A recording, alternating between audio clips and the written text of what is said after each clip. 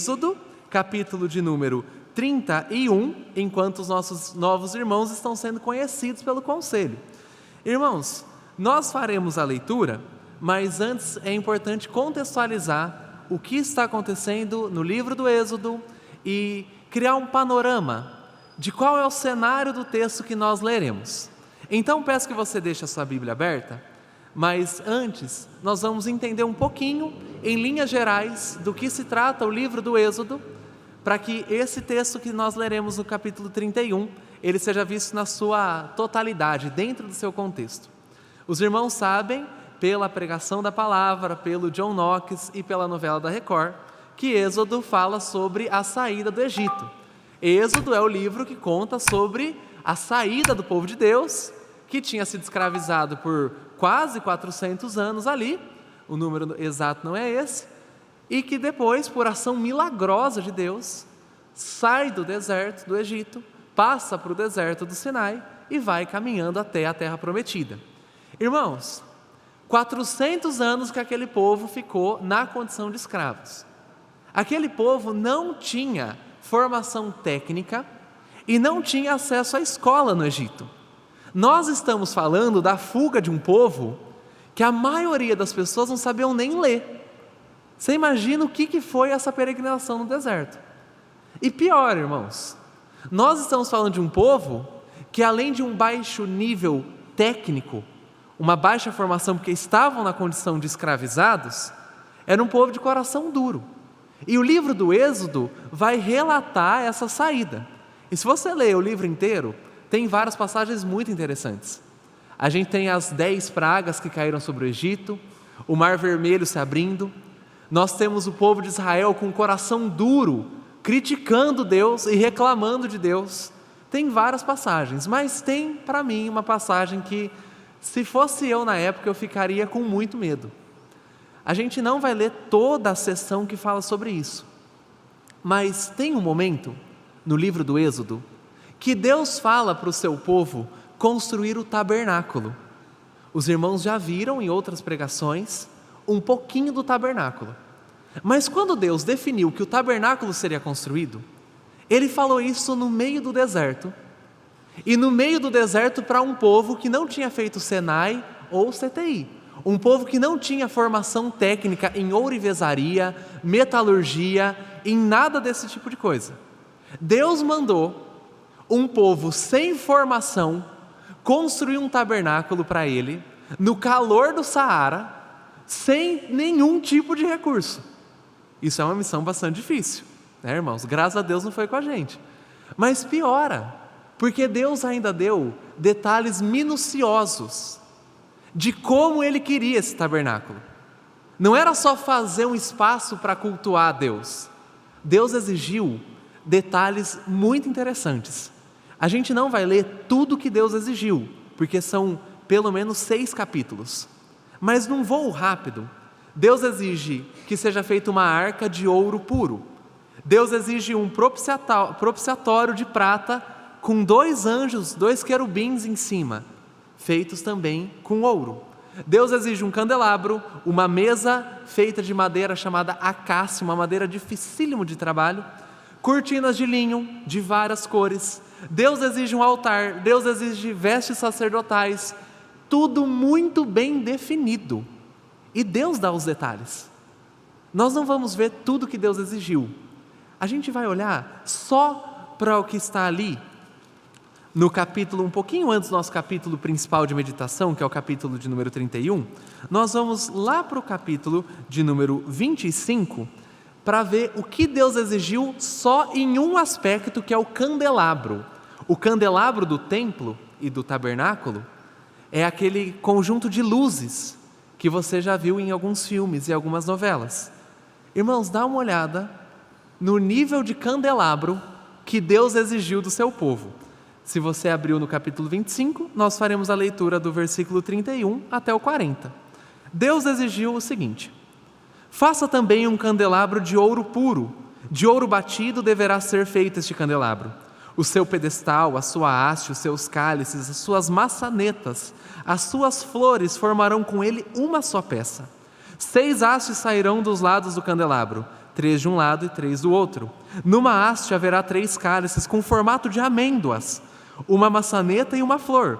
Na outra haste haverá 3 cálices com formato de amêndoas, uma maçaneta e uma flor.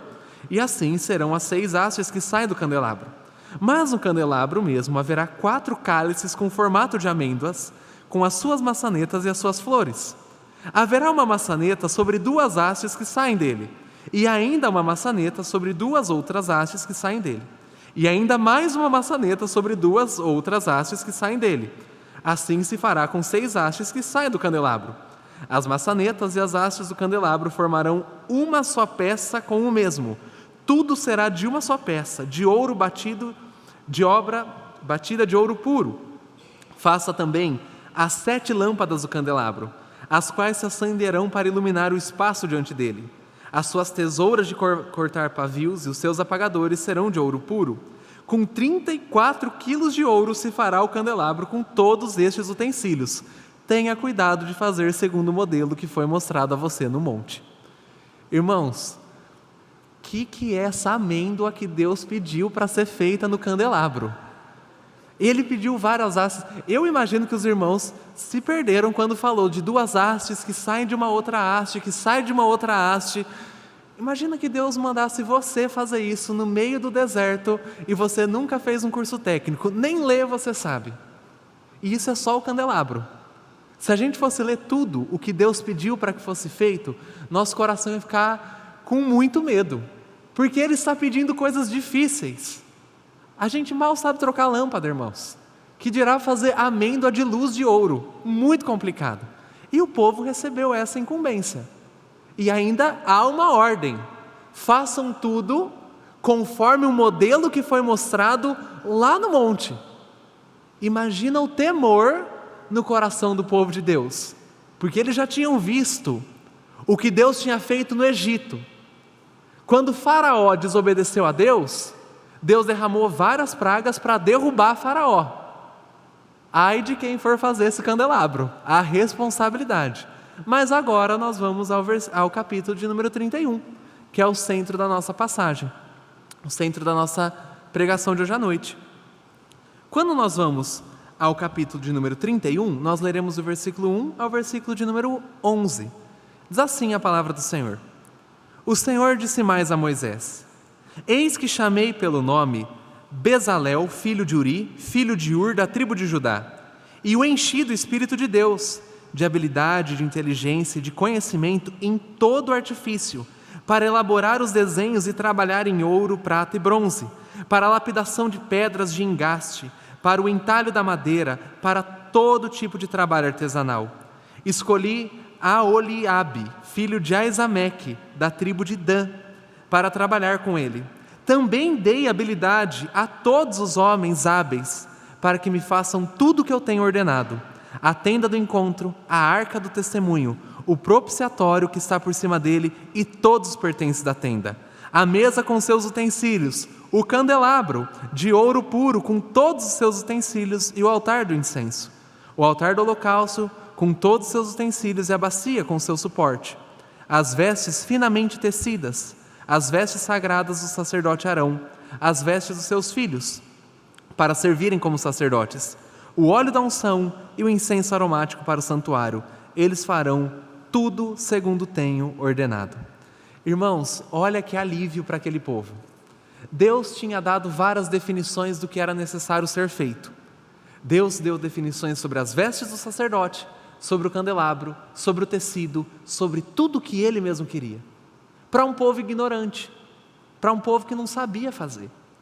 Mas no final, depois que Deus esboçou tudo o que ele desejava, a forma como ele desejava ser adorado e louvado, Deus diz que chamou algumas pessoas para darem conta do recado. E mais, ele chamou 2 pessoas, não porque elas eram hábeis naturalmente, porque de alguma forma eles tinham feito algum curso especial no Egito e aprendido com os arquitetos das pirâmides. Deus chamou essas pessoas que eram do povo, e Deus encheu essas pessoas com o Espírito Santo e capacitou elas para toda a obra.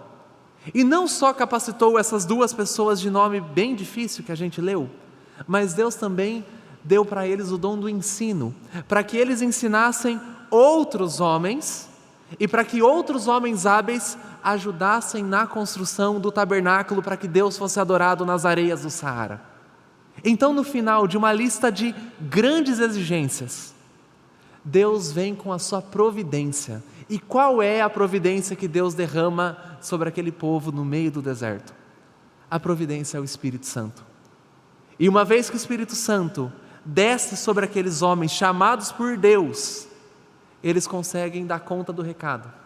A gente sabe que o tabernáculo foi concluído, o tabernáculo foi feito conforme o padrão que Deus tinha exigido. E quem fez foi um povo completamente ignorante, mas cheio do Espírito Santo. Irmãos, é um texto lindo, e ele tem serventia para nós. Não que a gente vá construir um tabernáculo com amêndoas que a gente nem sabe direito como seria o desenho delas, mas porque da mesma forma que Deus deu para aquele povo no deserto uma incumbência muito elevada e muito difícil de ser cumprida, Deus entrega para nós, cristãos de Bauru 2023, já na viradinha do ano, Deus entrega para nós também exigências que são muito altas para a gente poder levar a cabo, para a gente poder fazer. Deus não exige que você faça com ouro batido em uma peça única, um candelabro para que seja trazido para a primeira IPI. Mas Deus exige que você ore por aqueles que te perseguem. A gente vê isso lá no Sermão da Montanha com Jesus. Deus exige que você vire a outra face, e não é do agressor, é a sua, para que você apanhe uma segunda vez, caso alguém venha e te fira por causa da fé em Jesus Cristo. Deus exige que você abençoe aqueles que te amaldiçoam. E isso é só o começo. Deus também exige que eu e você lutemos contra a nossa carne, desejos muito íntimos do coração. Deus quer que a gente não atenda a esses desejos. E Deus quer mais. Deus quer que a gente cultive na nossa alma novos desejos. Ele quer que aqueles que mintam parem de mentir e comecem a falar a verdade. Deus quer também que aqueles que roubavam não roubem mais, mas trabalhem. São exigências muito altas. E não para por aí. Deus também quer que a gente resista ao diabo, que a gente nem enxerga. E Deus quer que a gente avance o reino dele pregando o evangelho. Se Deus pedisse um candelabro para a gente, era mais fácil. Mas Deus faz exigências difíceis. A questão é, o nosso Deus nos chama para uma obra que, tal qual o povo no deserto, é uma obra que é impossível de ser realizada se não houver a presença do Espírito de Deus agindo no meio do povo de Deus e no coração do povo de Deus. Irmãos, é impossível você viver o cristianismo de verdade, não o cristianismo nominal de boa parte dos brasileiros, mas o cristianismo real, que chora pelo pecado, o cristianismo que se põe a expandir o reino, o cristianismo missionário. É impossível que você viva o cristianismo baseado na sua força, tal qual era impossível construir esse candelabro só com os recursos do Egito ou com a areia do deserto. Deus, ele exige isso. Ele pede que a gente faça coisas que estão além da nossa capacidade. Mas ele não faz essa exigência porque de alguma forma ele tem algum tipo de prazer em ver a gente não dando conta do recado. Na verdade, Deus faz exigências muito altas, porque o mesmo Deus que exige coisas altas de nós, disponibiliza um recurso que transcende e que supera cada uma das exigências que Ele mesmo faz. Igual aconteceu com o povo no deserto, da mesma forma hoje, Deus derrama do Espírito Santo sobre a igreja dele, sobre os filhos que Ele elegeu, para que eles deem conta do recado que Ele mesmo exige. Ou você acha que naturalmente seu coração vai querer perdoar quem pisou no seu calo? Ou você acha que naturalmente você vai querer ler a Bíblia? Irmãos, o que Deus exige, a nossa carne não consegue cumprir. Isso aqui é bastante interessante.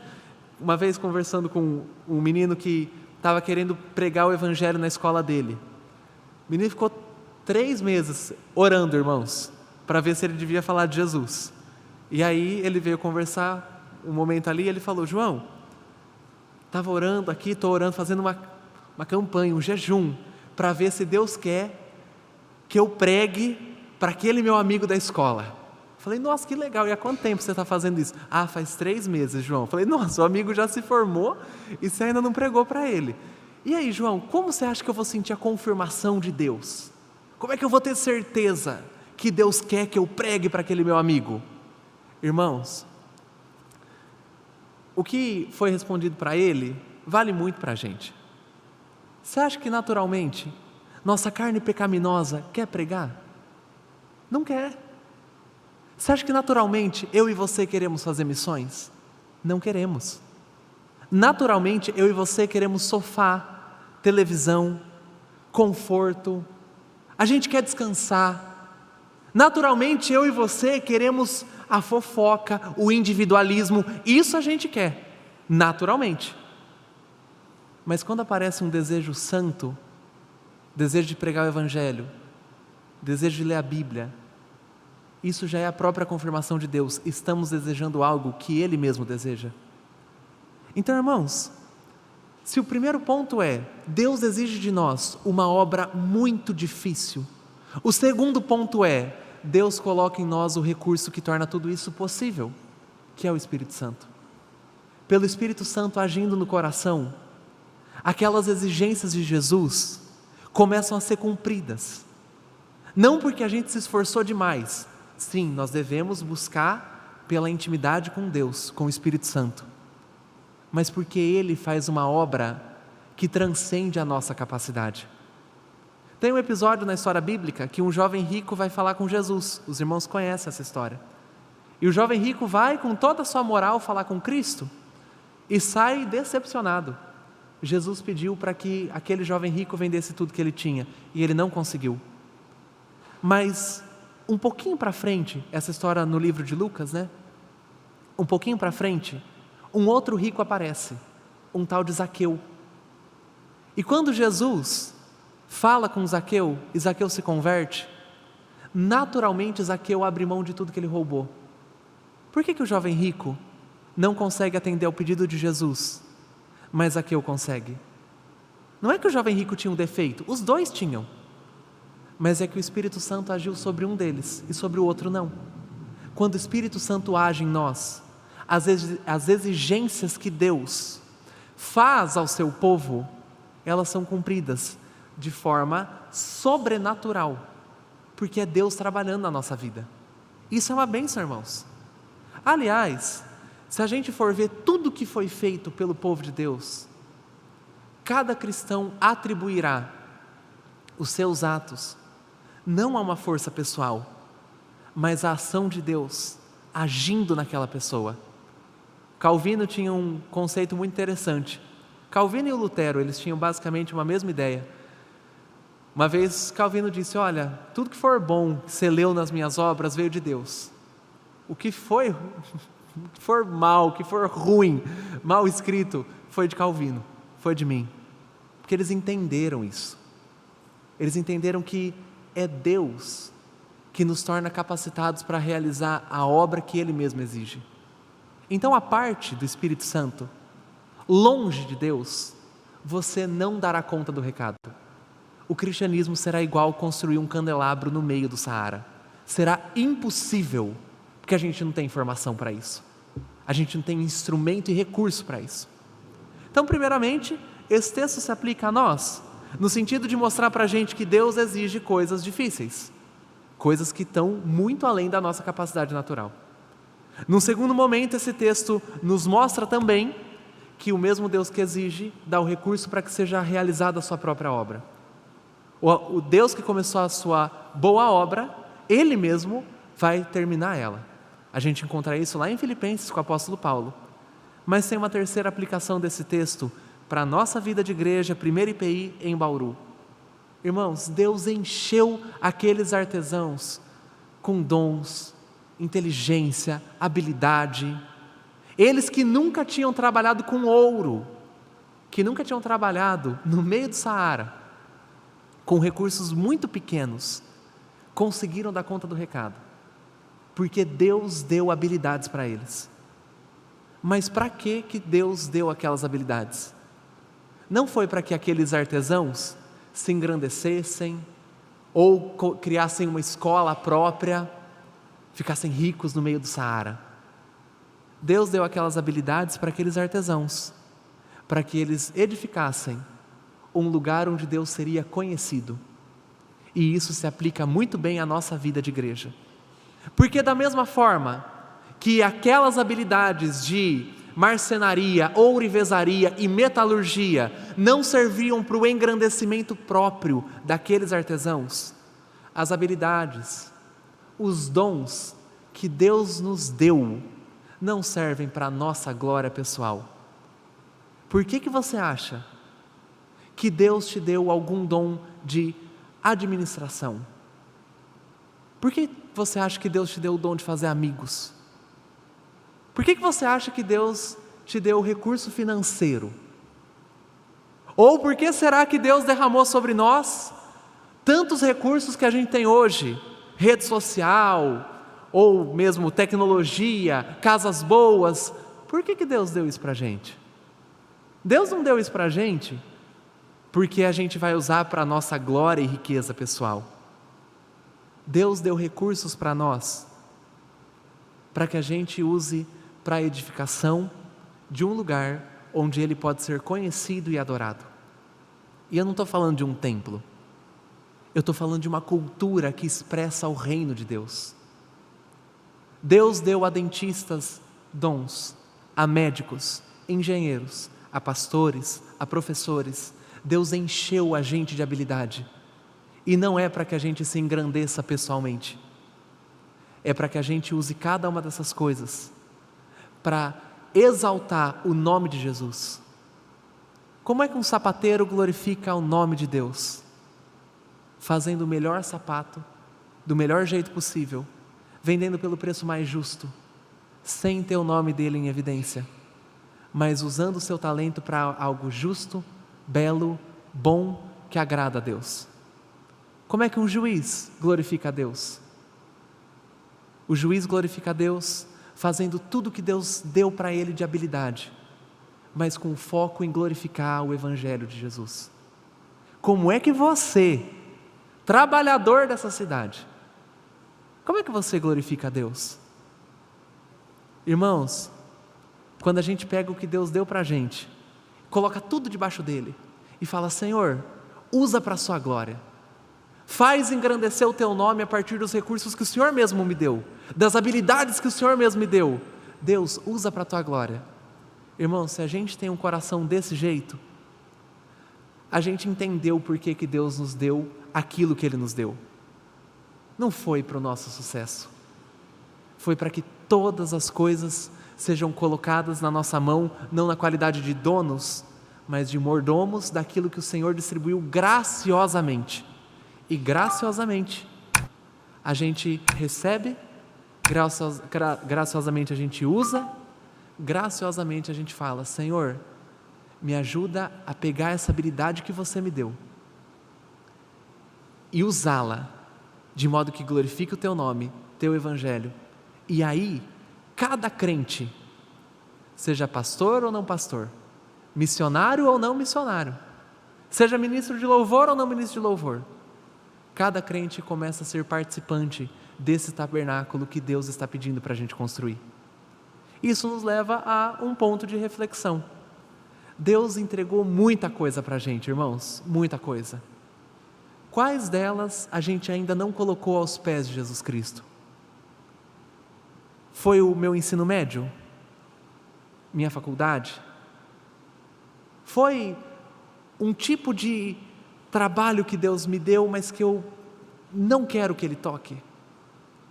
Irmãos, a gente é crente quando a gente pega tudo que Deus nos deu e devolve para Ele em forma de gratidão, dizendo: já que o Senhor que deu, que o Senhor me ensine a usar para a glória do Seu nome.